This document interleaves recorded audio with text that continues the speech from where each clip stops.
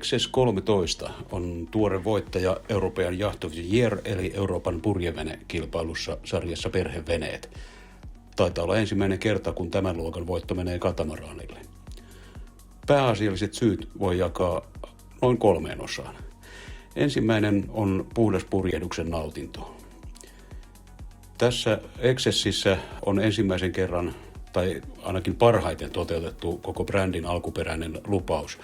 Raikasta, nuorekasta, edullista muotoilua ja oikeaa aitoa purjehduksen suorituskykyä.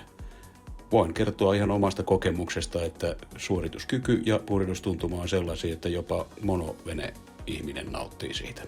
Syy on tietenkin se, että tässä ei ole rakennettu yläohjaamoja, biminejä eikä muuta sellaista, vaan puomi on saatu pidettyä niin alhaalla, että purjealaa on ja näin ollen tehoa myös.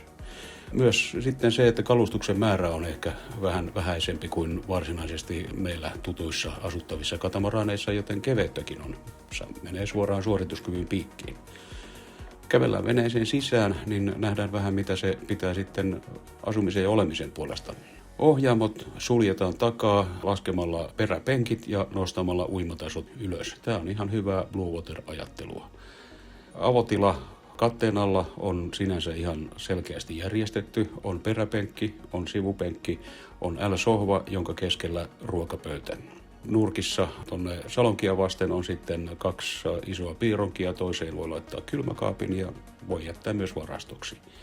Sisään kuljetaan liukuovesta. Myös pentterin yläpuolella oleva ikkuna on vedettävissä kokonaan sivuun. Tarjoulu käy silloin siitä suoraan avotilaan tai sitten vinottain salongin styrbuurin puoleisessa etukulmassa olevaan ruokapöytään. Pentteri on muuten tähän L-systeemiin kokonaan sijoitettu, mutta käytävän toisella puolella on laajennettu sen verran, että sinne on laitettu 1 iso jääkaappi. Jäljelle jäävä etukulma salongista menee sitten navigointipisteelle, joka onkin ihan kiitettävän kokoinen ja kaikkien navigointitoimien kannalta katsoo oikeaan suuntaan ja näkee joka paikkaan. Sitten kun kävellään alas styrbuurin runkoon, joka tässä versiossa on niin sanottu omistajarunko, eli kokonaan yhdelle pariskunnalle varattu, niin perässä on makuutilat, iso vuode katamaraanille luonnollisesti. Ei tämä rungon leveys ihan samanlaisia tiloja salli kuin noissa perinteisemmissä matkakatamaraaneissa, mutta ei tätä nyt millään konstilla pysty niukaksikaan sanomaan.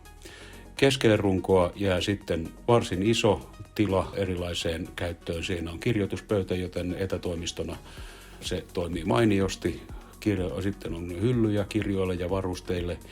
Ja tämän suuren tilan keulan puolella on sitten toinen iso tila. Walk-in closet sanoo XS itse, mutta niin tätä voi luonnehtia vaikka kodinhoitohuoneeksi. Seinähyllyjä on paljon ja tilavaraukset löytyy myös kodinkoneista ainakin pesukoneelle. Vielä matkustetaan keulaan päin, niin sieltä löytyy sitten varsinainen pesuhuone, joka on jaettu pesutilaan altaineen ja kaikkineen. Niitäkin on amerikkalaisittain 2, eli his and hers. Ja sitten on pleksin takana ihan keulimaisena on suihkutila. Toisessa rungossa, kutsutaan sitä nyt vaikka vierasrungoksi, on keulassa ja perässä jälleen isot kajuutat, joissa 2 hengen vuode on korokkeen päällä ja sinne on helppo käydä. Säilytystilaa on kohtuullisesti ainakin, vähintäänkin riittävästi jo aika pitkällekin lomalle. Ja sitten sosiaalitoimet tapahtuvat jaetussa toiletissa, joka on näiden kajuttujen välissä niin, että kummassakin päässä heti sisäänkäynnin vieressä on WC-istuin ja keskelle jää sitten suihkutila, joka molemmilta puolilta on suljettavissa paljaovilla. Eli tässä kohdassa vuorotellaan sitten kylpyvuorot. Kansitilat on katamaranin tapaan hulppeat, vaikka niihin nyt ei ole sillä lailla niin kuin hurjasti panostettukaan. Keulassa on trampoliini, ei tällä kertaa semmoista erikseen rakennettua loossia tai oleskelualuetta, jotka viime aikoina on yleistyneet, mutta kyllähän tuossakin viihtyy ja pomppii ja tyynyjä ja säkki-istuinten kanssa viihtyy.